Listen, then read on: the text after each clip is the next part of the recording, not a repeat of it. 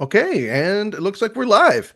Welcome to the Cinema 9 podcast, and thank you for joining us. I am your host, Travis Roy, joined with Eric Branstrom, who's not joining us today, is our regular host, Michael Govier. He got the booster, so he's not feeling 100%, which is not Right. great, but it's awesome that he got the booster. So we'll yell Taco Bell and Yeah, Pizza KFC, Hut, Wendy's. right, in honor of him.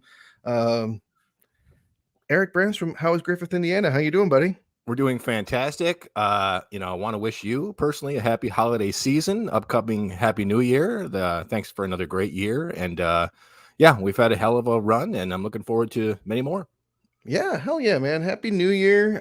It's nice to be bringing in sort of the new year with you here. Yeah. And we'll be entering our third year of the podcast pretty soon here. And also, now that I've got you in person, I would like to say thank you also for the fine gift of the Talking Sopranos podcast, Woke Up This Morning book. It's a interesting read so far. I've kind of flipped through it. I haven't read the whole thing, obviously, but it's much appreciated.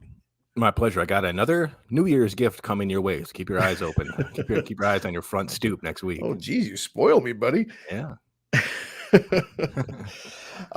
So with Mike gone and it's just being the two of us, we have extra time to vamp. I feel like this wiggle room for the hour and a half to fill.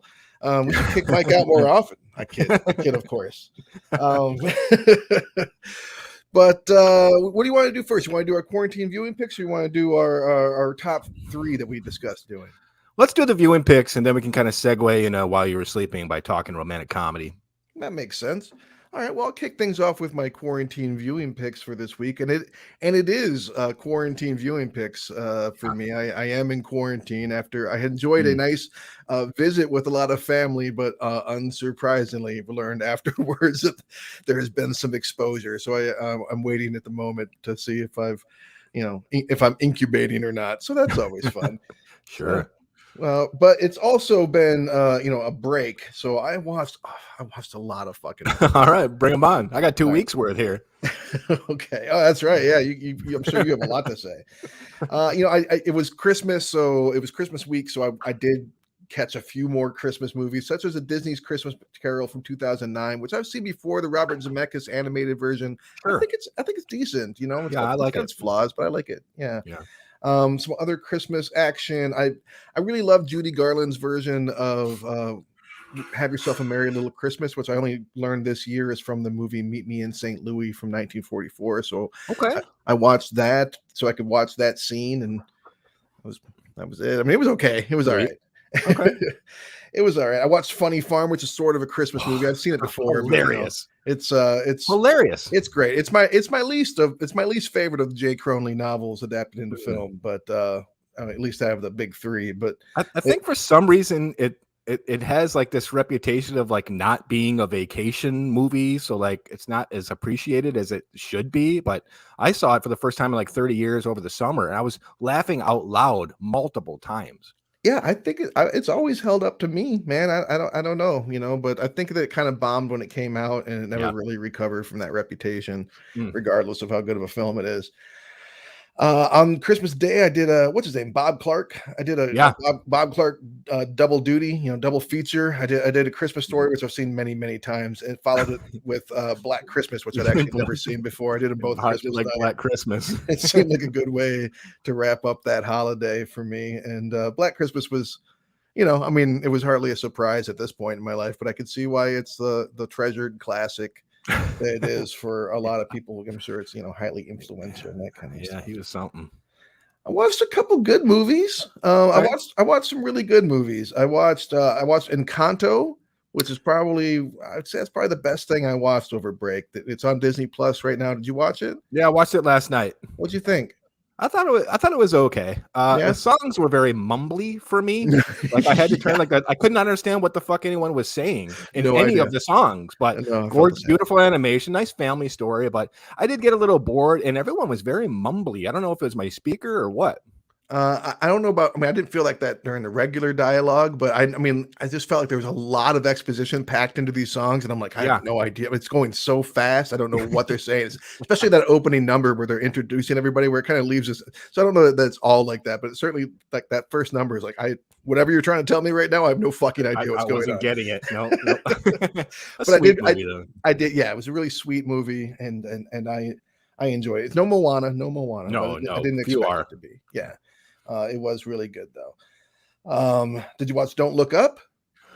No, I can't get into the mode I know I'm gonna need to be in for it. So how was Yeah. it?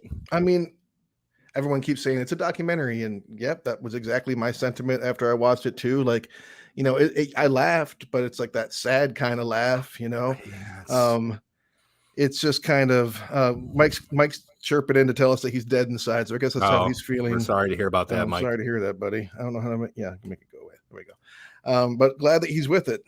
Glad he's with us. He said he did not enjoy Yikes. that looks like he did not enjoy Don't Look Up. He says it's bizarre, but That I cast enjoyed is it. too big. That cast is it's too big. That cast is enormous, but I mean, satire is hard to do, and this is some big stuff. And I think that, like, in a lot of ways, I think this movie will be more appreciated in time. It's almost hits too hard between COVID and climate change to really to work now. Mike's going to text us often. Apparently, he says I love Adam McKay. Yeah, I agree, buddy. He's Mike McKay is great, and I think that this movie's not his strongest, but I do think it's worth seeing. You can like look at Dr. Strangelove. Like it can come out in 1964, like in like the height of the Cold War, and still be hilarious and relevant. Whereas something like this, in its the times we're in with both the pandemic and just like the nation crumbling apart, I can't bring myself to be entertained by this right now. I can't get into the mindset. Plus, I fucking hated Vice so much. I can't get back to Adam McKay for a little bit. I don't know. Oh, well, I mean, it's nothing like Vice. Does he do the whole like throwing everything with the kitchen sink your way and look at me and blah blah blah and all that shit? I mean, it is very fast paced. Mike's commenting that Vice and this is a concerning trend for McKay movies. Yeah, he's clearly got an axe to grind these days, McKay. He's got something he wants to say, and you know what? He's using his position to try and make some points. That's not always the best entertainment, but I get what he's doing. Okay. What else did I watch? I watched Swan Song, getting a lot of love on Apple Plus. There's two movies called Swan Song came out this year, which is very confusing. But this is the one with Mahershala Ali. Yeah. Which it was very somber, but I enjoyed it. I mean, it was it's the major theme here is a death, and so it's I put it on like on a Sunday mid-afternoon kind of thing, so I had time to like build up to it and come down. But it held my attention. It looked good. It was well acted. I don't know that it's one of the best movies I watched of the year or anything, but I did think it was a pretty decent movie. Yeah, cool. And as far as futurism, predicting that kind of stuff goes, I think there's some. It seems poignant. It seems like a lot of the kind of futuristic stuff in there. It's presented in a very believable and realistic way. Not like not the main thing, but there's like the gadgets and stuff that they're using are all fairly believable. Okay. After that, and then I watched The Unforgivable, which I know you watched and enjoyed. Yeah, Sandra Bullock was fucking insane. Sandra Bullock is outstanding in it. I could see her getting an Oscar nom for it. I think that it would potentially be deserved too. I mean, like she is really good in it.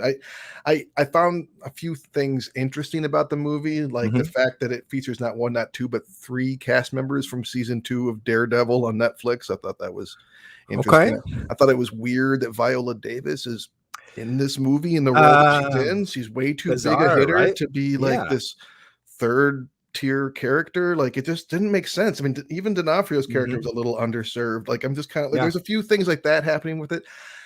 at one point it's made abundantly clear that the character that Sandra Bullock's playing is supposed to be 39 or so, and I'm like, yeah. I Yeah, get I'm that like, she's this been in is prison, your but younger sister. You're like 40 years older than her, sweetheart. Like, I love you, but we got a problem here. yeah, she turns 60 in a couple years, which I think She she looks looks goddamn great. fantastic, and I think Yeah. that she's a wonderful actor, and I love her very much. But like they really, like, she's playing like, I think, like a 39-year-old. She says the character goes to jail for 20 years, and she says she's served more than half of her life in prison. I'm like, Sandra, come yeah. on now. But yeah, it just reminded me of the types of movies that they just don't make anymore, like late 70s, or like we talk about Brubaker, like this character studies about people with a central objective, and there's not just too much shit thrown in. It's just, I found it very entertaining. I love it. She didn't get a Golden Globe nomination for Best Actress, which I thought was just asinine, but fuck the Golden Globes. Yeah, I mean, I think everyone's agreed at this point. I mean, they're not even airing on TV. No, anymore. they're not even airing. I think that they're officially hit obsolescence. I think people are done with them. Good, fuck them. Fuck them. Then I started watching a bunch of really stupid movies. I don't know what came over me. The best of which was Eight-Legged Freaks from 2002 with David Arquette. It was no Dead Ant, but it was still pretty good. It was pretty good. It knows what it was, and it's fun. Yeah, exactly. I watched Teenage Mutant Ninja Turtles from 2014 for some reason. Like, Travis, I don't know. I just thought, I'll put on something I won't care about. And I was right. I just wanted something on, I guess. I couldn't fathom why you would make this movie and be like, hey, let's make it from April O'Neil's perspective. Like, what are you thinking? And I was amazed to learn there's a sequel. I'm like, this did well enough to get a sequel with Laura Linney in it? With Laura Linney, that's right. Laura Linney.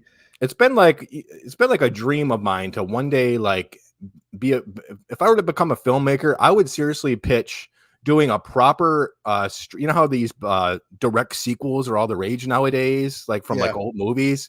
Do a direct sequel to Teenage Mutant Ninja Turtles 2: The Secret of the Ooze. Get the Jim Henson creature shop back and running, and have the actual physical suits that everyone just knows and loves, and make a proper sequel. I think it'd still be awesome. The turtles they look stupid. They look like chuds. I don't know what the hell is going on here. There was so much wrong with it. There's no point in even dissecting it. It was just, it's true. It was amazing that they made a second one to me, that it made the money to justify it. You got Will Arnett as Vernon. Come on. You get Will Arnett in this thing and you have him just play a fucking camera guy. Vernon the camera guy. So stupid. Weird. And also having Will Arnett and William Fichtner in the same movie seems like a cheat to me. You might as well throw Xander Berkeley in there and call it a day. Last but not least, I watched, I got to watch my Nick Cage films and climb that. There you go.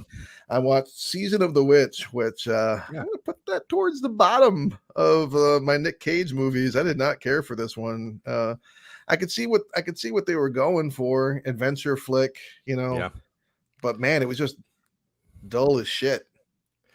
Was that a Jerry Bruckheimer, like Sorcerer's Apprentice was? Was that a big movie? It was a fairly, it went through theaters. I remember that. Like, it was a fairly big, and I think it was one of the last, like, semi-successful, I think it was not successful, which was the problem. But it was just, man, like, it was just, he doesn't play a convincing 14th century dude, regardless of whether or not he is a vampire. I did not did not believe him, or Ron Perlman. Like, I don't know, the whole thing had a lot wrong with it. All right. In summation, I would say Encanto was the top of the heap of what I watched this week. Yeah, sweet movie. If you have the subtitles on during some of those songs, I was just teasing you last week with being the Cardos. When I said Aaron Sorkin has some explaining to do, what I meant was, he has to explain how the fuck he keeps churning out these incredible screenplays. Yeah. Loved it. It was so good. Okay, you loved it. It's fantastic. I loved it. Like, I don't know what to say about it. Like, the thing is, I watched before this came out. I said to myself, "Oh Christ, I don't really know that much about Lucille Ball at all. I don't even think I've ever seen her." Oh, you'd never seen her show? Wow. I'd never seen I Love Lucy. So I went back and I watched like half the first season. I was laughing out loud. It's genuinely funny. Yeah. And then I watched from 2003, like CBS made like a biopic that was horrifically miscast. I don't even know who this actress was playing Lucille, but it wasn't very good. And I'm thinking to myself, well, I'm not sure there's much of a story here. And then I dug a little deeper and did my research. And then I'm like, all right, Sorkin, you got a lot to work with here. So bring it on. Yeah. Fucking fantastic. I think my only criticism would be you've got probably one of the funniest women that's ever lived. And they don't give her a lot of comedic stuff to do. So she comes off extremely, tough and strong, which is fucking fantastic. But they don't give her a lot of funny moments where you see that this is actually a very funny, humorous person, that it's not just all so Sorkin. Like, the character is so Sorkin. You're icy, like, guy, person in charge. But I mean, I've never been in a writer's room. But from what I know about comedy, a lot of what like her response to what's funny is believable. She's like, "That's funny." She doesn't laugh at it. She just says something's funny or that's not. Mike chimed in saying that Lucy's a legend, that she has been lost to old-timey 50s culture, which doesn't hold up well. She's the exception, though. He says everybody wanted Deborah Messing to be Lucy. That's so fucked up. I thought that the whole time I was watching the movie. I'm like, Deborah Messing looks and acts like Lucy. But I love Nicole Kidman in it. And also Lucy wasn't a natural redhead, so it makes perfect sense to have somebody with brown hair play. I thought she fucking killed it. Javier Bardem was fucking fantastic. He was fantastic, and Lucy and Desi, they both just like, they revolutionized television. Not just like with the show and like having like but they helped like create that whole way it worked. They were the first ones to like record their shows so they could play them again afterwards, so they could put them in syndication. They used to just throw them out into the air and that was it. Like, they just vanished. They didn't record them. She financed Star Trek and pushed for that to get on the air. I mean, this woman is a cultural milestone. So it was really nice to see her get like a serious like treatment in the film. Yeah, I agree. Yeah, one of the better I loved it, man. It's fucking fantastic. Now, here's a funny one. For 3 consecutive nights in a row, when I was visiting family, I watched Home Alone, the original, 3 nights in a row. And I'm telling you, Travis, I'm not even fucking lying. Each time, even the third time, I was excited that it was coming on. I can't get sick of the movie. It's impossible. The third night in a row, I was like, yeah, bring it on. I'll watch it right now, because some other family wanted to watch it. I love it. I don't know what to tell you right now, man. I don't know what to tell you either. That seems excessive, but all right. I'm glad you enjoyed yourself.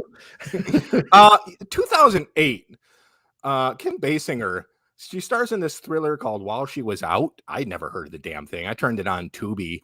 Guillermo del Toro executive produced it, so I gave it a shot. It's a fucking good thriller. It's like 90 minutes. You got Lucas Haas as the bad guy. I love Lucas Haas. They don't use him enough, in my opinion. And I dug it. If you're looking for just a good cat and mouse thriller, she plays this like, well-to-do woman stuck in this horrible situation where she's got to flee for her life and then protect herself. It's fucking solid movie. I'd never heard of this one, Travis, from 1984. Listen to this cast: Kurt Russell, Joe Pantoliano, Richard Major. The Mean Season. Yeah, I've heard of it, but I've never seen it. Was it good? Yeah, it was fucking awesome. It's like one of the, like, before, like, In the Line of Fire and like all the 90s thrillers were like the cat and mouse, like the killer's calling you and it's like taunting you and like there's this back and forth. It's like the first one of those I remember from the early 80s.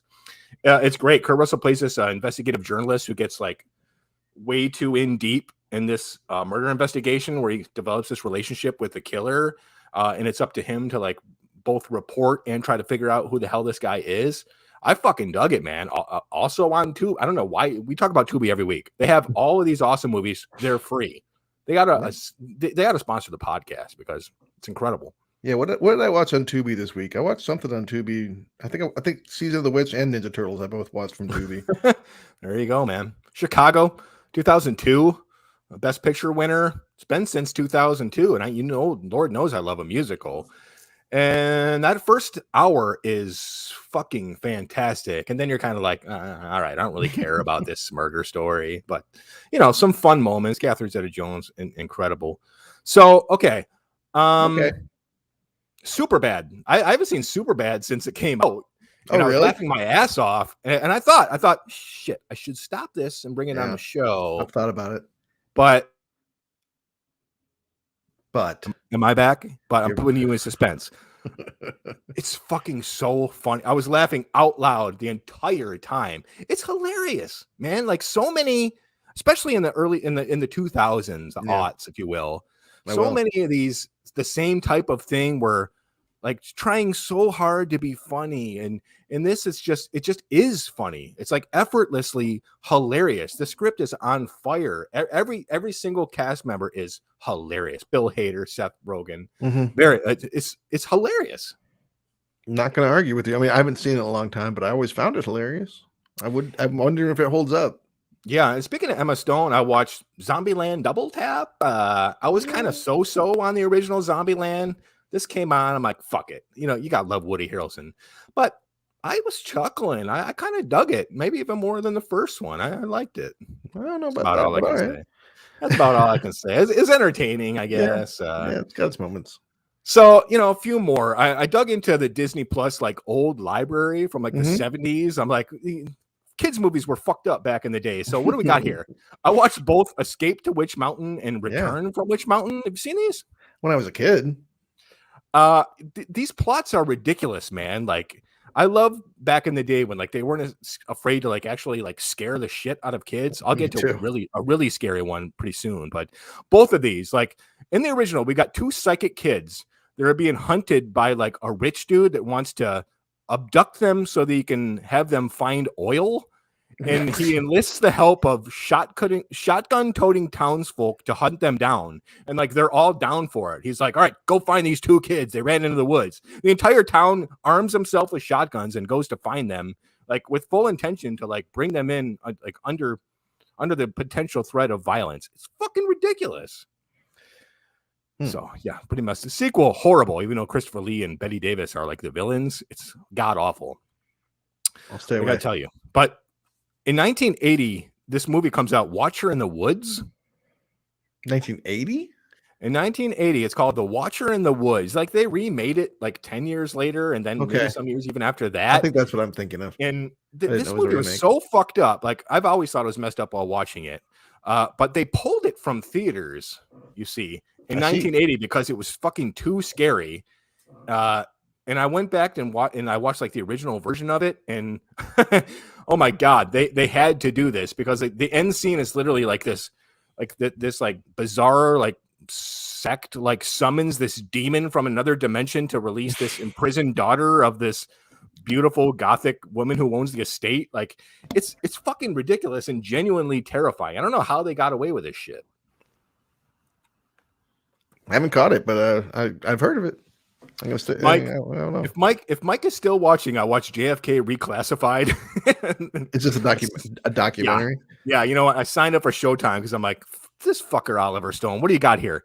It's like 2.5 hours long. He brings nothing new to the table. This is his new documentary. He brings no new evidence. What a shock! And you just got to sit there and watch him wander around the grassy knoll with that fucking dumb look on his face. I mean, he's doing it, man. Literally, I mean, I would say he's beating a dead horse, but he's beating a dead president. I mean, he's just like trying to just juice whatever he can and have some sort of relevancy here. He really is. He was literally wandering around looking for skull fragments, like 60 years later. So stupid. Mike says, I will be pissed, and I am. He also says that Luke loved it. Well, you know, that's fine for Luke. We're glad for you, Luke. My big recommendation, Garnet's Gold from 2014. It's this documentary from Scotland about this old dude who he's very eccentric, and one day he got lost in the Scottish Highlands and he stumbled upon like this bizarre, like mystical staff. And his dream now, 20 years later, is to go back to where he found this staff because he believes this ancient buried treasure may be in this general area. And he makes it his goal to go find it, even though he is broke, half crazy and has to take care of his ailing mother. Is a really sweet documentary about missed opportunities and finding the meaning in life as it starts to pass us by. So I liked it. Garnet's Gold 2014. All right. Never heard of it. Keep an eye out. That's it, man. All right. Well, we'll have to get Mike's viewings next week. Hopefully he has time absolutely in his downtime to watch that Being the Ricardos. I'm curious to get his take on that. Incredible. So goddamn good. Yeah. So we decided we would talk about our top 3 rom-coms, our top 3 romantic comedies, since this is Yep. um this is a genre we've not paid nearly enough attention to. I mean, just not nearly enough as on this podcast. And so I started, so we started talking about it, and immediately I'm like, well, what exactly qualifies as a romantic comedy? It seems You're like right. I know a rom-com when I see it. Mike's yelling French Dispatch Yeah. at. I'm guessing that's French something he watched Dispatch. this week. Well, just hit Renault for $5.99, so I'm going to watch Oh, it this week. yeah, I'll have to watch that this weekend too. Sorry, go ahead. No, that's fine. But like, I mean, I googled, for instance, popular rom-coms, and I sent you an image of some of the things that came up, which included movies like Mr. and Mrs. Smith, Ant-Man and the Wasp, Tag, Tag. that comedy from like a few years ago, and The Yep. Lorax, most The bafflingly. Lorax. The The Lorax. Lorax. When I think rom-com, I think The Lorax. Immediately. So obviously there's, I mean, like, give your definition. I thought your definition was pretty good. What's a rom-com? Well- Is Groundhog Day a rom-com, Mike? Yeah. Is Forgetting Sarah Marshall a rom-com? Oh, yeah, it is a loaded question. Anyway, I'm trying to find the source of this, but my interpretation when we generally spoke was like the movie is essentially about will they or won't they? It's about a couple, let's say, whoever it may be, and you got to see if they're going to eventually get together. And generally, you're happy when they do get together. Normally, most rom-coms, you're wondering, will they, won't they? And they do, and it's all sweet and cozy and funny. I stumbled upon kind of an article from a literary film professor who tells us that romantic comedy is essentially 3 things are always in every romantic comedy. And forget gender for 1 second, but it's boy gets girl, boy loses girl, boy gets girl back. And I definitely think she's onto something for the most part. What about you? Yeah, I mean, it certainly has to be more than just romance and comedy being part of it, because movies like, to me, Forgetting Mike chimed in saying that yes, that Forgetting Sarah Marshall is a romantic comedy. I believe, I agree that it's romantic and that it's a comedy, but it's not like, I mean, like, it's not like a rom-com the way I would like How to Lose a Guy in 10 Days. Yeah, rom-com, right? Like there's a fine line of difference that I can't even necessarily put my finger on, but it seems like the focus, I guess, of the film is absolutely and heavily, and the premise is all about them getting together or not getting together, and usually a comedy of errors or of some sort, like we get in While You Were Sleeping. The whole premise is like, oh, what happened? Like, whoopsie, like there's some sort of like misunderstanding, kind of sitcom misunderstanding, hijinks. Usually it's like opposites will be attracted to one another. There's this pursuit generally as a through line throughout the entire thing, and they're like a blanket. It's a warm fire. It's a reassurance that there's good in the world and love will persevere, blah blah blah blah blah. Yeah, so I made a list of my top 3 romantic comedies. I mean, I feel kind of iffy about them. For instance, I didn't include My Best Friend's Wedding because although I love that movie, I don't think that it's necessarily a romantic comedy, or if it is, it's such an inversion of the usual formula that it's like the exception to the rule or something. So I'm going to give that one a nod, I guess, and as a movie that I love, but not quite what I would think of as an ideal romantic comedy. I'll go ahead and give my number 3 first, and I'm gonna give it to 1999's 3 to Tango, with Nev Campbell and Matthew Perry and Dylan McDermott. Dylan McDermott? Never even heard of it. You've never even heard of it? And Oliver Platt. Oliver Platt, I'm a huge Oliver Platt fan, and Oliver Platt really makes this movie. 3 to Tango. I mean, I don't know that any movie made me fall in love with any character more than Nev Campbell made me fall in love with her in 3 to Tango. I mean, she just fucking slays me in this movie. And it's very 90s. I mean, it's very 90s. And it's Matthew Perry, which I like Matthew Perry. I like Fools Rush In. Hey, I like Fools Rush In too. And I like 3 to Tango more. So I'm going to put 3 to Tango at my number 3 appropriately. All right, man. It's tricky because I'm sitting here. I'm like, well, Christ, if we're talking like romantic dramas, I'm going to go with like Beauty and the Beast, As Good as It Gets, and Affair to Remember. But like, there's a fine line here. I mean, it's fluffy, it's sweet, it makes you feel good, as opposed to generally anything that apathetic. Let me give you some honorable mentions. City. Junior Cheryl is the blind flower girl, and Charlie Chaplin is. You dropped out there, bud. City Lights, is that what you said? City Lights from 31, the Charlie Chaplin picture, I think is the sweetest depiction of blind love, no pun intended, ever put to film. It's just so adorable, man. Harold and Maude would be another honorable mention. I mean, it definitely is romantic. It's romance, such as it is. Yeah. Regardless of the age difference, but it's a fantastic film, and I think the rules wonderful. apply. So let me give you my number 3. It's actually a tie between You've Got Mail and Roman Holiday from 1950. Both movies I could just watch over and over again that never get old for me. Like I said, warm blankets, sweet and cozy, Christmassy in the case of You've Got Mail, and Parker Posey, of course, in the case of You've Got Mail. But just I can't get enough. I don't know how to explain it. I don't have to explain it, but I love it. You don't have to explain it. And that's the thing about Roman Holiday is, and so many of these romantic comedies, either one person or even both of them tends to just kind of fall in love because maybe the person's beautiful, or they do one or two nice things, and then all of a sudden they're in love and they want to get married the next day.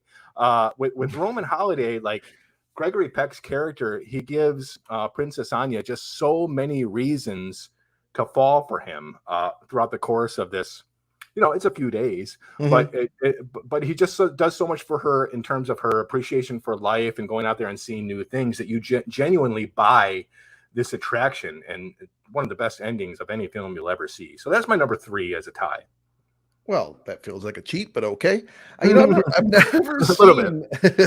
never seen Roman Holiday. I'm ashamed to say. I need to bump that up my list. But yeah, I love You've Got Mail. I do. I like Sleepless in Seattle more personally. Yeah. God, yeah. I put that in my honorable mentions as well. Sure. And move on to my number 2.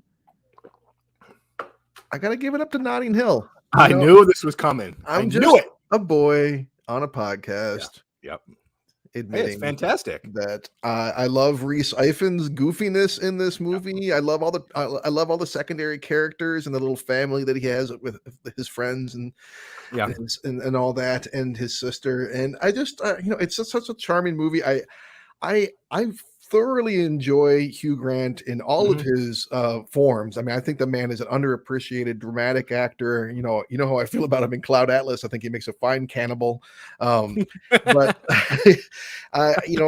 him in the 90s or maybe like 2000. I can't remember exactly when it came out, but him in that era in a romantic comedy with Julia Roberts of all people, and she's playing a superstar. Like it's so right on so many levels, and I want it to be like trite and like in some ways, and be like, oh, I'm over this as I've gotten older. The way I've kind of adjusted how I feel about Love Actually, for instance. I still love it, but there's some adjustments have been made. But Notting Hill, every time I go in and watch it, like, man, this is still, barring that opening sequence with that. I love Elvis Costello, but I hate that Elvis Costello song at the opening. Barring that opening, it's such a great movie still. It's fantastic. Look at us, 2 bearded men that are 41, all cuddly, talking about romantic comedies. That's a great pick. I knew it was coming. Number 2 for me, man, I got to tell you, like, as I went and reviewed a lot of these, I was seeing a lot of the stuff from the 80s and 90s, but it's not some I return to over and over again that give me that cozy feeling. Number 2 absolutely does for me. The Apartment, 1960, Billy Wilder film, Jack Lemmon and Shirley MacLaine. I try to check this out at least once a year. It's just it just makes me so cozy and comfortable to watch. So sharply written and directed by Billy Wilder, and like Shirley MacLaine is she's like the epitome of she's not exactly like the manic pixie girl, dream girl, but she's just the sweetest, nicest little thing as Fran Kubelik. I just love the film, and like so much about like falling in love and navigating through these, early days of these emotions is so clumsy and silly as an affair. And I think this just nails it, man. It never gets old. And Christ, it's 70. No, it's 60 years old, man. I love The Apartment so much. That's the one where he has the apartment and he rents it out to his boss. That's a cute movie. Yeah. But then his boss wants to hook up with the girl he's attracted to, and hijinks ensue. Hijinks do ensue. Such a beautiful. That's fantastic. Yeah, no, that is a good one. Underappreciated. I'll get to my number one then.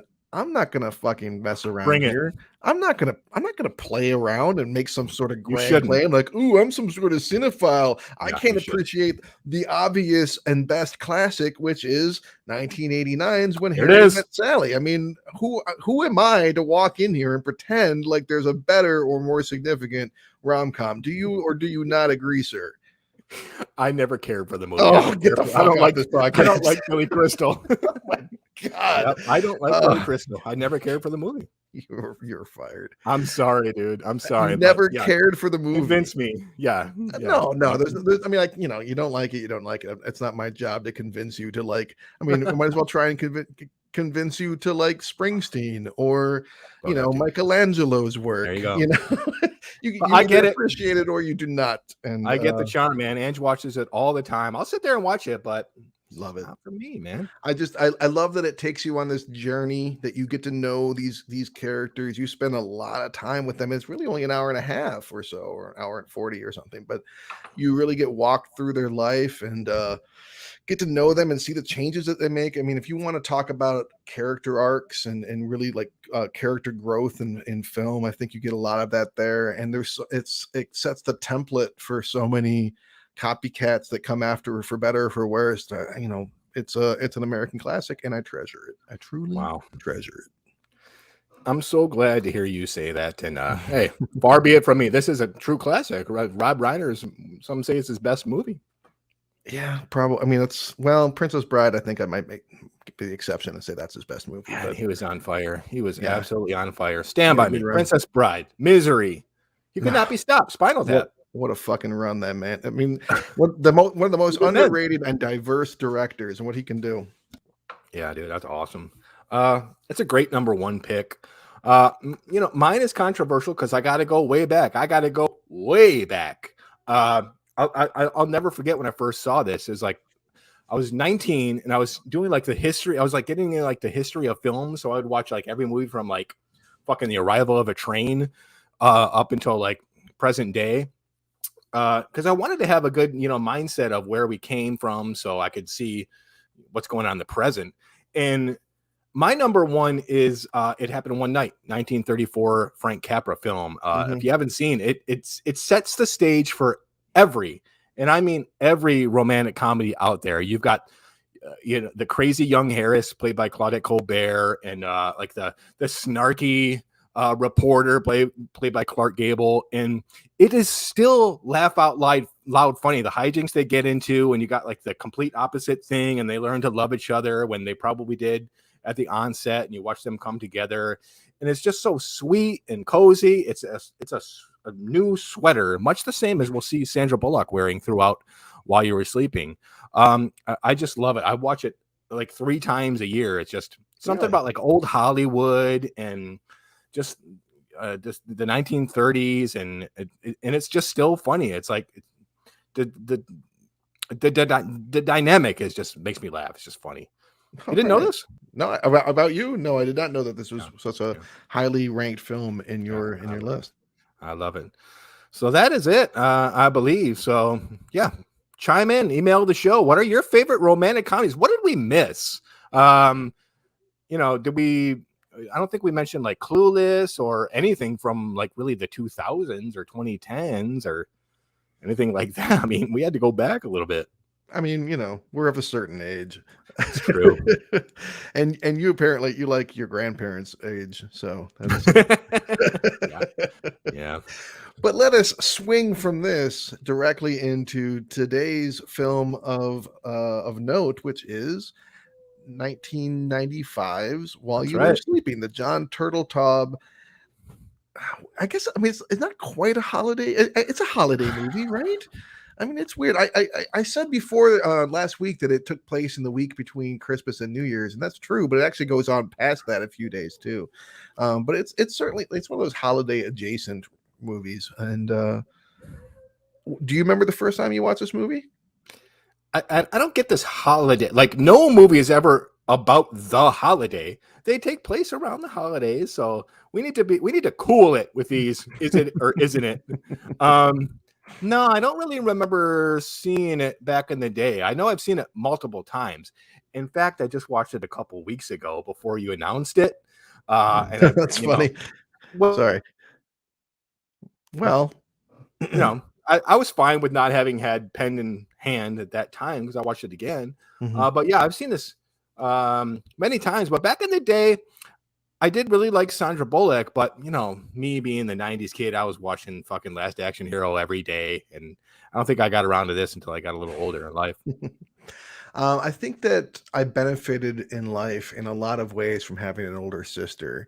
Yeah. She definitely introduced me to some things at an early age that I maybe not, especially and things that kind of got yeah, she had a box copy of this. I'm the one who wore it the fuck out probably, although she loved it too. Travis, where's my copy of While You Were Sleeping? But it's one that yeah, I don't remember the first time I saw it. I don't think we saw it in theaters, but it was one that once it I mean, it got worn out. We watched it not just around Christmas. We watched it, all year long. It was one it was just one of the ones that we owned and just put in a regular rotation and would quote and all that kind of stuff. It was definitely it makes me think of it makes me think of my sister, it makes me think of the holidays, makes me think of my teenage, those tender years. Sure. It was yeah. Yeah, that's what it makes me think of.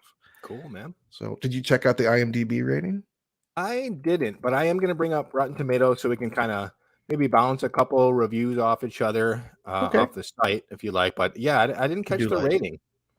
Well, I imagine it's going to be quite well loved. I'm gonna say hi. What do you think? Yeah, I'll give it maybe a 7.2. I was gonna say 7.3. Yeah, Yeah, okay. I'm thinking people love this movie. Let's see, Yeah. 6.7. Okay.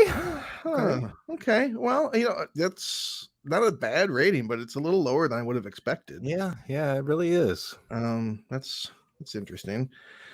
Well, let's get into some reviews here. This is usually Mike's handling here. I actually never look at the reviews, so I'm scrolling through it right now, looking for the fucking reviews, which I just see user reviews. Do you see? Yeah, I got critics review. Let's take a look at Yeah, help us out. top critic Michael Wilmington of the Chicago Tribune, big newspaper. I gotta tell you, he says it plays like a movie dreamed up by people in a studio marketing department who decided to bare their souls. He didn't care for it. 2.5 out of 4. Well, that's a very cynical viewpoint of such a sweet movie. I can see where for some people maybe it'd be a little saccharine, I guess, but not for me. What else you got? I've got wow. I've got let's see here. Jay Boyer brings up from the Orlando Sentinel brings up a good point. It's Bullock's first shot at a role in which she plays second fiddle to males nor special effects, and she turns out to be every bit as delightful as anyone might have expected. And Jay's right, man. Remember Sandra Bullock comes out with Demolition Man and Speed and Thing Called Love, which is a movie I fucking love, but she's playing second fiddle. So to come out of the gate as the star of this and just knock it out of the park was huge. I mean, this was what this or the Net was the same year, right? Yeah, I think Net was before this, but I'm not positive. But yeah, this was one of her first leading roles. She's supported by a hell of a cast, but she very much leads this movie. And that's the thing, man.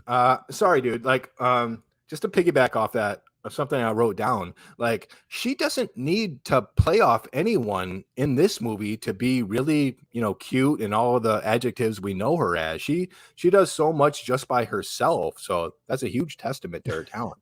Yeah, I agree. I was gonna give the Roger Ebert review. Seems like someone to check in with. He says it's a Sure. feel good film, warm and good hearted, and it was heading for its happy ending. And as it was headed for its happy ending, I was still a little astonished how much I was enjoying it. So, I think he's getting Mm. the fact that often comedies and romantic comedies, especially that third act slump, is real. Like that a lot of times, like the jokes stop, and like, if you're not really invested in the characters, it's gonna get to be a chore. But not with this movie, I wouldn't say. Yeah, you get to that point where in these kind of will they or won't they movies, once like Bill Pullman comes into the picture and there's this spark, you kind of get the idea that they'll end up getting together, but it doesn't mean that it loses its tension. It just means it gets a little bit more predictable, but I don't think it's a detriment to the film. I agree. Mark Savlov at the Austin Chronicle says it's charming in its own little way, but really, this film has about as much substance as a cirrus cloud. Oh man, yeah, that's a little rough. I mean, you know what you're getting into on something like this when Kevin McManus from the Washington Post says cringe-inducing moments abound and Wow. trashes it, gives it a splat. It's like, bro, it's a fluffy romantic comedy about people falling in love. What do you want from the goddamn thing? Did you look at the audience score? No. What's the audience score? Do you know? Oh, Right there? I don't even know if I know where to go to find it. Here, I'm on it. The audience score of While You Were Sleeping, I'm looking at the tomometer, 79%. That's pretty good. Yeah. That's pretty good. It The audience score is 79% of Rotten Tomatoes. I think that's pretty good. That's a C Yeah. plus, which I feel like is, that's not a true representation, but it's, so whatever the reviews at the time, I think no one could argue that this wasn't a big hit when it came out. And I'm already kind of happy at your approach to it so far, because I was a little prepared to have to defend this from a lambasting, but I'm not sure that that's coming from you, because I'm going to just go ahead and put my cards on the table early. This is, I chose this film because it's the holidays and I wanted to talk about a film that I enjoyed. I knew going in that I was going to feel positively towards this movie, unlike usually when I pick films, because this is one I watch almost every year. It grossed more than Outbreak and Congo, which is pretty big because those were gigantic studio films, and usually something like this with kind of a not a huge star at the time, but an up and comer would just kind of slide in there as a modest success. But this was a fucking hit. Yeah, I felt like it definitely. It certainly didn't hurt Sandra Bullock's career in terms of letting everybody in America and elsewhere know that this is someone that can lead a movie and is someone to watch. But what do you think of the rest of the cast? There's some really strong actors in here. Peter Boyle, for instance, Yeah. I really enjoy him in this film, and I feel like that his eyebrows are suitable for him to play Peter Gallagher's father. Yeah, I bought it. Great supporting cast. Michael Rispoli. We got Grandma himself as Joe Jr. I know karate. Come on now. He is so funny in this movie. I mean, he's just like almost every line is. I teared up when he hugs Lucy at the end. Like you just seen your first Trans Am. It's so funny. Yeah, when he goes to cry towards the end of the movie, when like he's like he's like going to like kind of laugh it off, like when she's asking about Phyllis on the third floor or whatever it was. And he's like, he's like trying to like laugh it off, but he's actually a big softie. He starts crying. He was just warning her not to eat too many snacks, and he asked her if there's any cookies and stuff. Now, one of the big parts of this story is the fact that Lucy, you learn in the beginning, they moved to Chicago for her to take care of her ailing father who passed, and she is not only looking for love, but just looking for that familial contact. She wants people surrounding her. She gets, Peter Boyle, into a greater extent Saul, played by so sweetly by Jack Warden. Argentina has beef and Nazis, but I was not in love with the fact on this most recent viewing that she doesn't have a lot of older women characters to attach to in the movie. It's mostly just Jack Warden. So when she says she falls in love with the family, I could have used a little more here and there. You have Elsie and Midge. And they're both older women characters who are important. I think what's her name? Nicole Mercurio, who I got to look that up, who played Midge, the Mhm. mother in particular, it just is so convincing. Is like the like the kind of round blonde Mhm. smiley mother figure. Yeah, So yeah, yeah, I gotta but disagree with none you. of them really kind of attach or like make much of an impression on her. They're just really nice and fun to have in your family. Well, does anyone? I mean, like, I wouldn't say that. That I mean, Saul. She has a special connection with Saul because he knows. But Ox, I mean, the father, Peter Boyle's character. I don't think that she Ox. has some sort of special connection with him Yeah. more so than anyone We else could have in the used a film. little more. I mean, if it's a short film, it's very Yeah, short, so maybe we could have rounded it out with a few scenes here and well, there, but I think that no they big do deal. good in in a few things in actually fairly subtle ways. Like when she gets invited to their home for Mhm. Christmas, and she's like, "Yeah," and you can kind of tell she's like, "No, I'm not gonna fucking do that." And then it shows her go home, and she's like calling her cat, and the cat's food is on the dinner table so that the cat Yeah. will eat with her, and the cat doesn't come. She's like dipping. It's always so gross when she dips the cat's milk. Like, what the fuck are you doing, Lucy? Get it together. But so she you get the sense that she's truly a lonely person who kind of is casting about looking for someone to dump her love into. So like her crush on this stranger makes sense, and that she can easily latch onto this loving family who's also looking to like love someone, like someone's Yeah, missing from their life, and that right. Peter has like it's just he fell far from the tree and he's not like them and he's not connected in the way that he is, and they're trying to pull him back.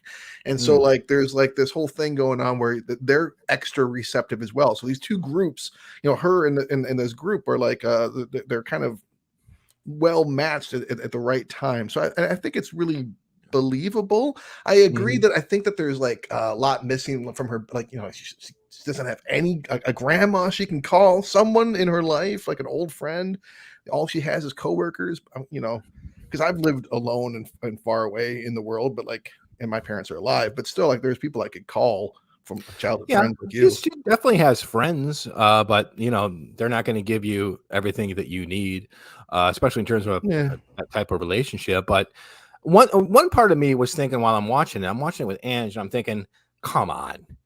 This is one of the most beautiful women I've ever seen in my life.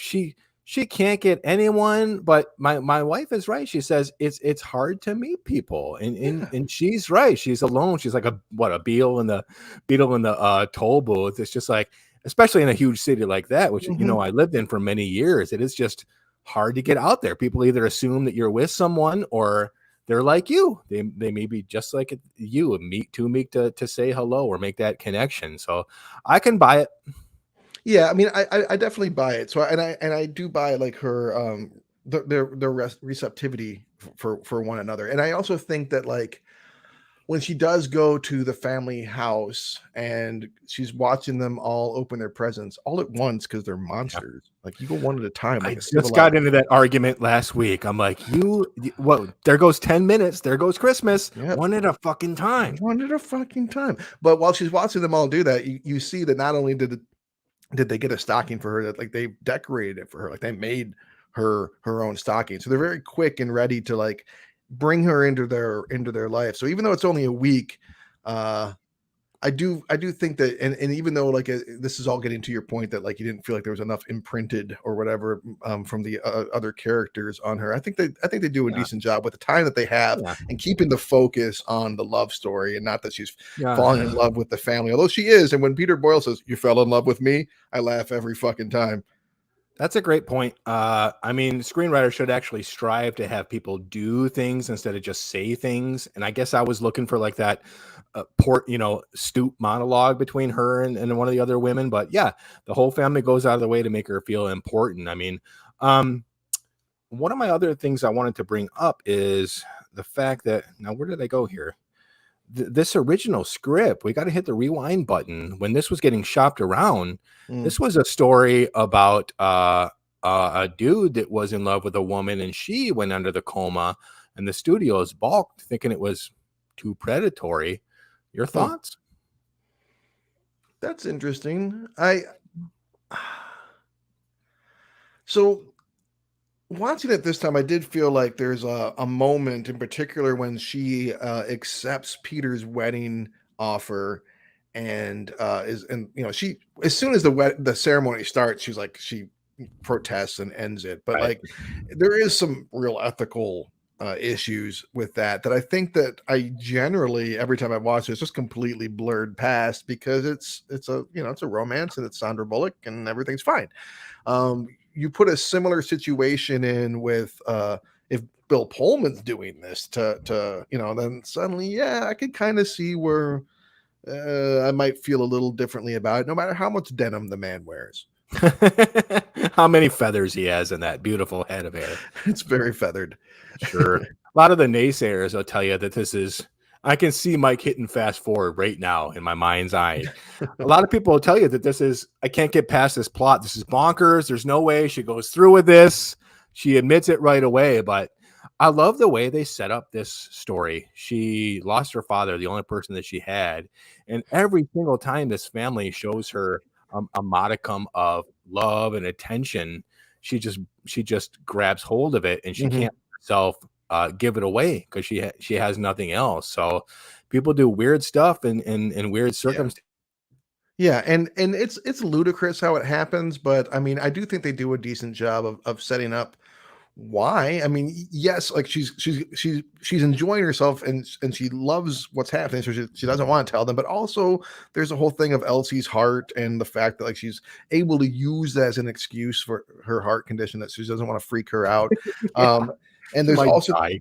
right, and the fact that like this nurse, this really integral character who overhears her say, "I was going to marry him," and doesn't say, "Oh, you were his fiance." No, she just takes her straight in. So it's like the exact right circumstances, which are far fetched. And there's other things that start to happen towards it, like towards the end of the movie when Ashley Bartlett Bacon shows up in the middle of the wedding to protest, and her husband follows her in there. Like, what the fuck is he I doing object there? to your objection. Like, where did he come from? What is he doing there? Why are they leaving on the subway? Who are they waving to? There's no one there at the end of the film. They're Okay. like just getting on, there's a few things like that where you kind of have to be like, okay, whatever. But overall, I think that you don't have to like approach this too analytically. um, she opens the movie and closes it with this narration that is pretty interesting. We were just talking about Kiss Kiss Bang Bang and how the narrator is commenting on how it's an Uh-huh. actual movie, and she's like, "Yeah, I don't remember the flashback being this orange. That was funny. I could have used some more of that, but it only comes at the beginning and the end. I don't know." Yeah, that is pretty funny. And that opening intro is such a fine line to walk, because they have this happy music. I want to say Edelson, I forget the person's name. They have this kind of happy music going on, and they have like this light feel, but they're also telling us that, yeah, this is a grown orphan. This is like her, she's talking about her mother being dead and her father being Yeah. dead. And so it's really grim stuff and sad stuff. But they do a real nice job of keeping the mood light and also presenting this this character and her hardships, and making it relatable and still kind of funny in a weird They way. really do. And she basically tells you the message of the movie right off the bat. She says, life doesn't turn out the way you planned. And if you can, keep that in mind while you watch it, I think you can Mhm. just sit back and have fun. I also love that, and I don't know that I ever really quite picked up on this before, and it's super fucking obvious, but somehow I think I missed it. That like she says that her father fell in love with her mother because she gave him the world, and then towards the end of the film, for her, all she doesn't want the world; she just wants to go to Florence, and he gives her Mhm. Florence in that little snow globe thing, and I'm like, oh Yeah. yeah, I never really picked up on that. He gives her sort of the world. And that globe also kind of acts as a nod to Sleeping Beauty, which is employed here in more than a few ways. Nice little touches. Mhm. So I mean, do you tell Wait, I'm your sorry. Back up. How is that related to Sleeping Beauty? Is there a snow globe in Sleeping Beauty? I don't Yeah, remember there's that. like that like visual motif of that, and due to sleeping, whatever. It's like your true love is sleeping, blah blah blah. I don't know. It's little visual flourishes Okay. and such. And such. Kind of a dumb score. I've I've been walking. Do, do, do, do, do, do, do, Oh do, do. no. It's very 90s. I feel like Mike would have a field day with this one. It's very Yep. lilting and Yep. uplifting. Yep. I can see him patting his belly, walking around the house. Yeah, I've been doing that myself. Sorry to anyone listening. We forget sometimes that we have an audience. Do you tell your wife's fiance that you want to see her in her black underwear? I think by that point, he's already, I mean, he's straight up flirting with her by that point. I really find this interesting when she, he shows up at her house to drop off this gift, and she's like, "Oh, let's take it over to Peter's apartment. His apartment is 90s wealthy and all black and white. We'll drop it off there, and it'll surely fit in better." And it somewhere in that walk between, and everything's still very platonic. And somewhere between that walk from Peter's house back to her apartment, there's this shift that takes place where they start falling in love, and it's subtle but it's noticeable and it's right there.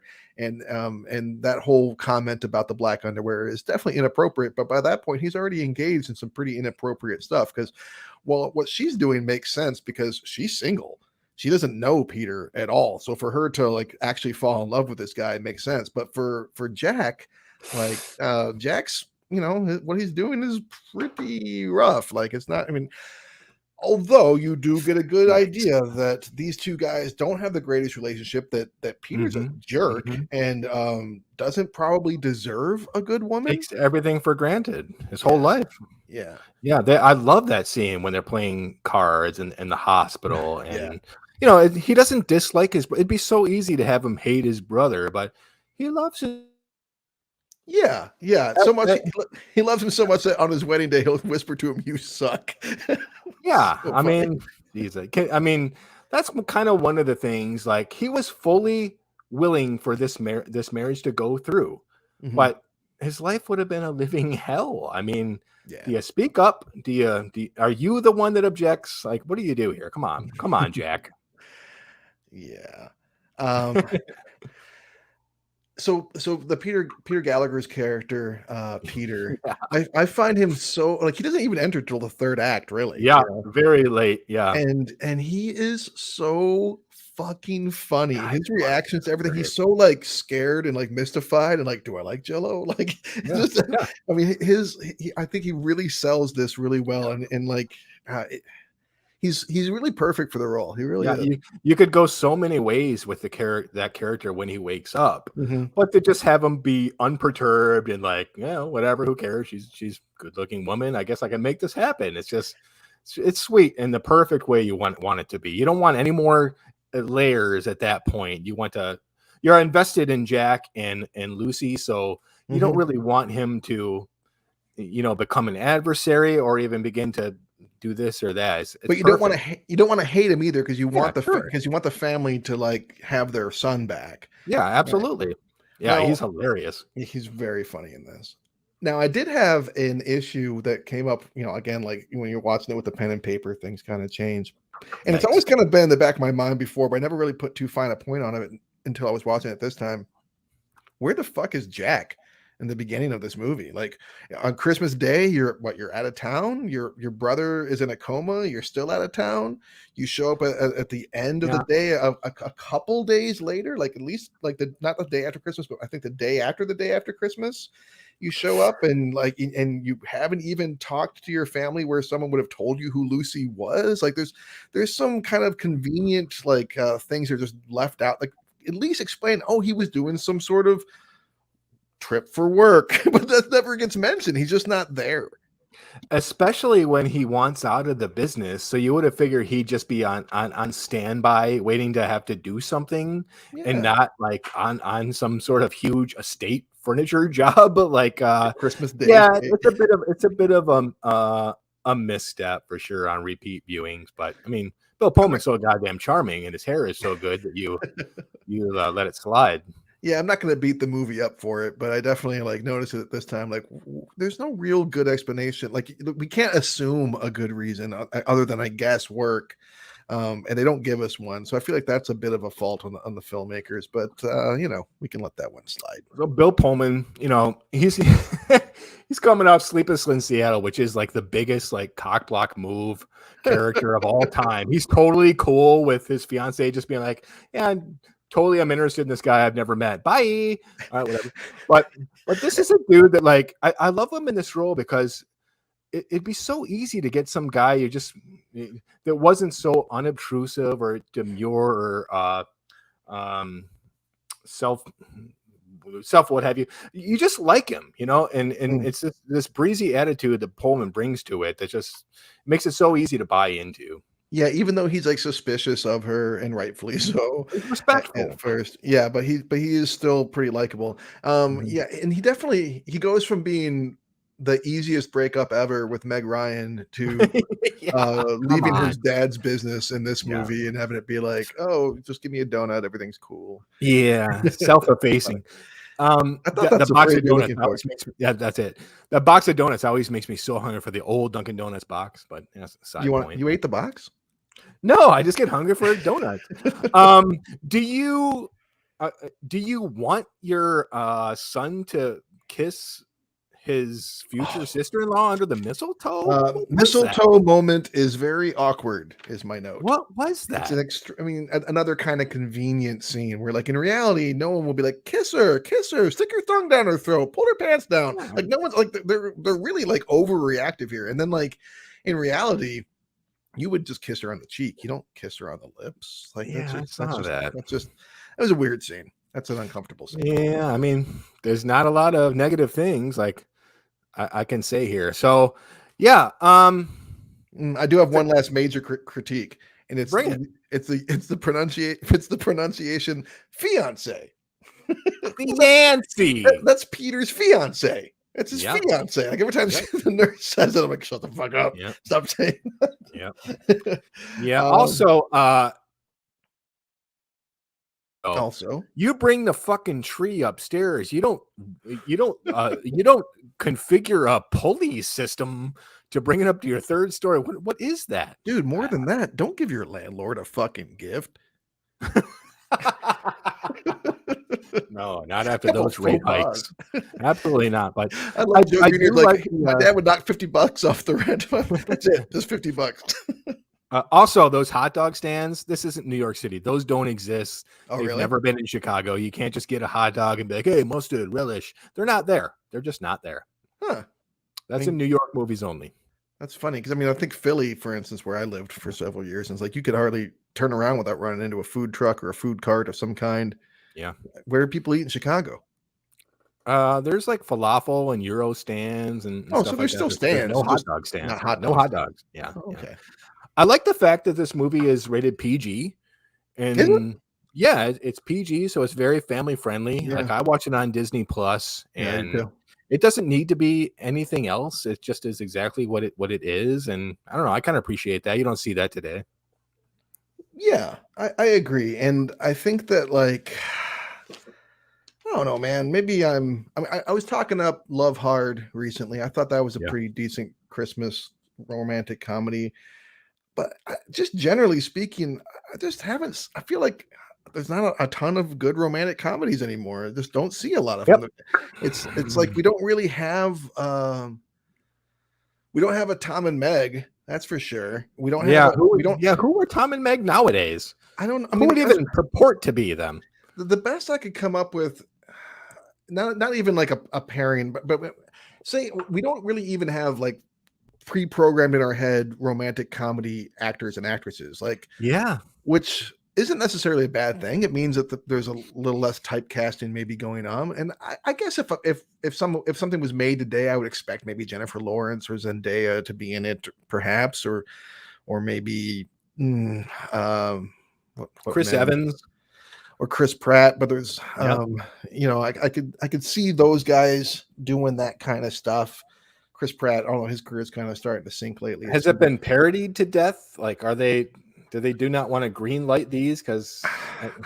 Or have they gone the same way as so many other kind of films where it's just, we certainly still get dramas and, non-IP film noir and that kind of stuff. Like, we get these adult movies, quote unquote, not in the pornography variety, but we certainly get less of them. And comedies in general have suffered at the box office more than most, and comedies probably do a little bit better when they're broad and not quote unquote, no one really says chick flicks anymore, which is good, but I still think that there's just belief that men aren't going to go see, that you're going to segment off the population, but that's ridiculous, obviously, because Well, you're, you know, I'll tell you exactly where they all went.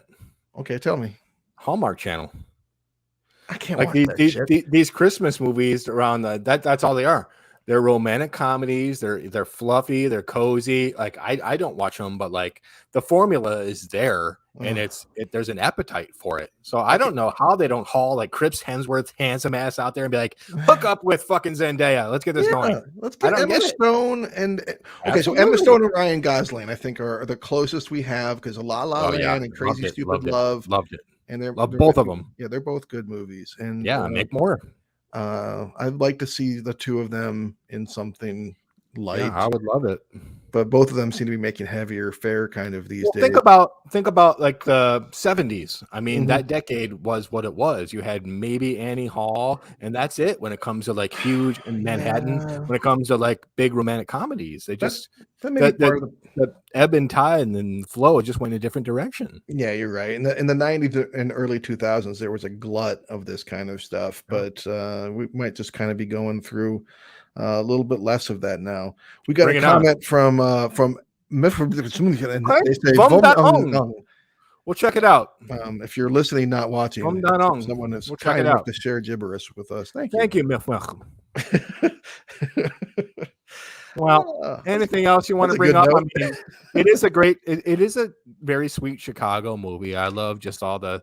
I mean, winter in Chicago is a fucking abominable. It's you can't deal with life, but for somehow movies always make it look sweet and cozy and very fun, like this movie does. But it sucks. I'm telling you right now, it's a nightmare.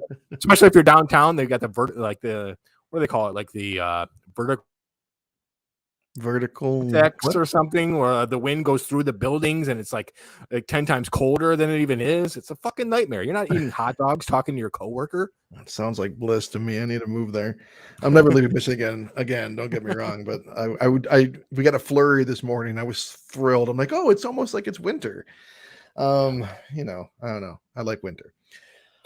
But yeah, I'd say that I think I've said, oh, you know what? I didn't reference the paperboy scene. Got to fucking when the paperboy throws and he falls. It's the little moments like this just peppered throughout this movie. These like, and sometimes there's just moments like when Beth, the younger girl, tells Celeste, Lucy's coworker, that she's engaged to her brother, and the look on Lucy's face is just like balloons her lips up. It's just like there's all these little moments like this that really that's Sandra Bullock, man. I mean, you can't write that and say, hey, do this, act this way. I mean, I would say it's definitely Sandra Bullock carrying this movie in a lot of ways, but little stuff like the paperboy and other similar things thrown in throughout, just it just brings the characters, it brings the movie to life in a lighthearted and relatable kind of way.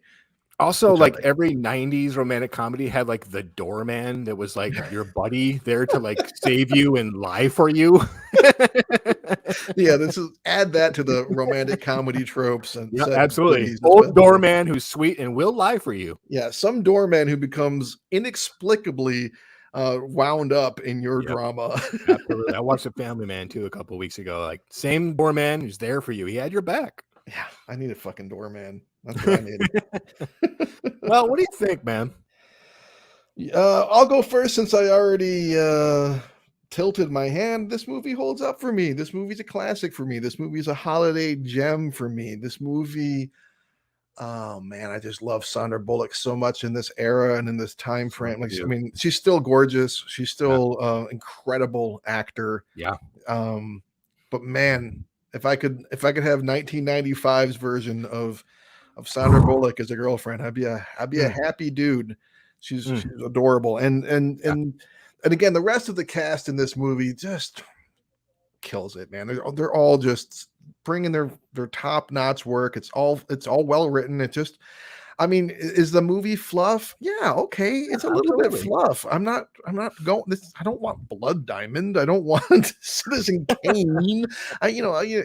For what it's supposed to be, I think it achieves its objective perfectly. And I think this movie still holds up very well. Yeah, man. Very harmless movie. It's supremely inoffensive. Yeah. Just so sweet and breezy to watch. If you want that warm and fuzzy feeling, you get that fucking warm and fuzzy feeling, man. It coasts along. It coasts along on its charm, maybe even its charm alone, because like when you step back, to be honest, like are there like memorable like sequences and like scenes that you're like, oh, that I don't know. But like overall, it's like one of those cozy sweaters that Sandra is wearing throughout the entire movie. You put it on, you fucking put the fire on, and you drink hot cider, and you're gonna have a fucking great time. Even 27 years later, Jesus Christ, holds up. I love the film.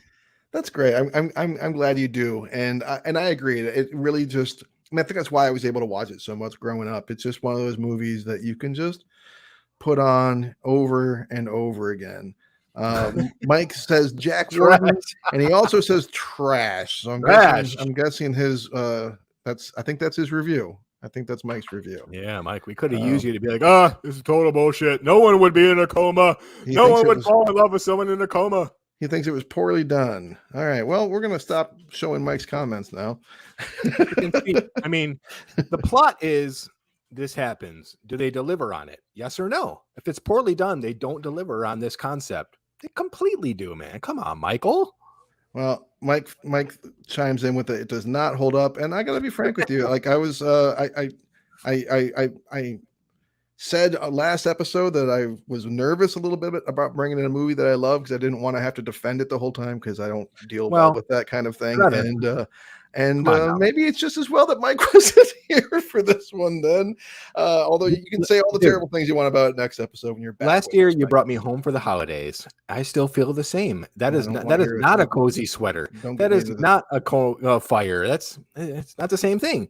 But it hits every cylinder. You were going on about how Home for the Holidays is like it's cynical and terrible and evil and all, the interactions between people, blah blah blah. And I'm like, I go back and watch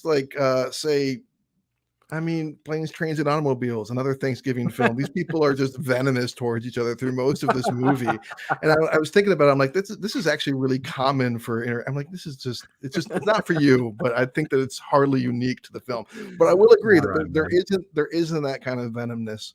Yeah, if that's even a word.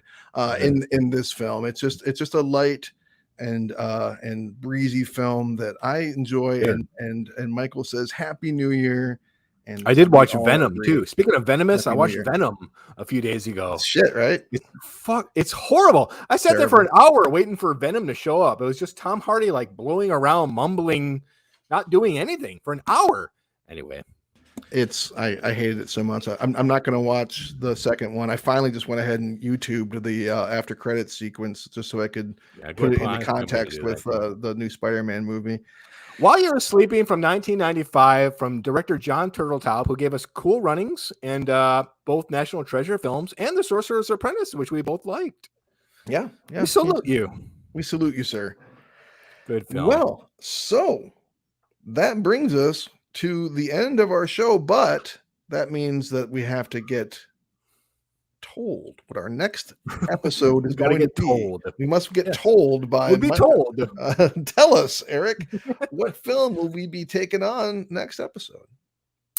We haven't had an opportunity to do a deep dive on the film, on a very particular film of who I consider a great master of cinema, and that's Gus Van Sant.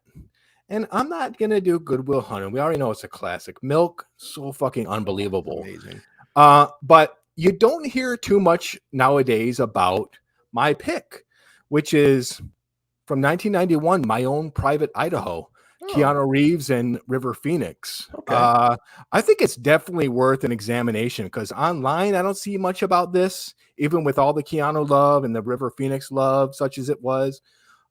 You just don't hear a lot. And it's been a hell of a long time. And I fucking love every Gus Van Sant movie, but I haven't seen this in 25 years. Even Psycho? Another look. Even Psycho. It's hard to say no because it is Alfred Hitchcock's Psycho. It's just stars Vince Vaughn and he's jacking off. Naturally. But yeah, My Own Private Idaho from 1991. All right. I think that's an interesting choice. I haven't seen it since it was new. I mean, I was a kid last time I watched this movie. So, cool.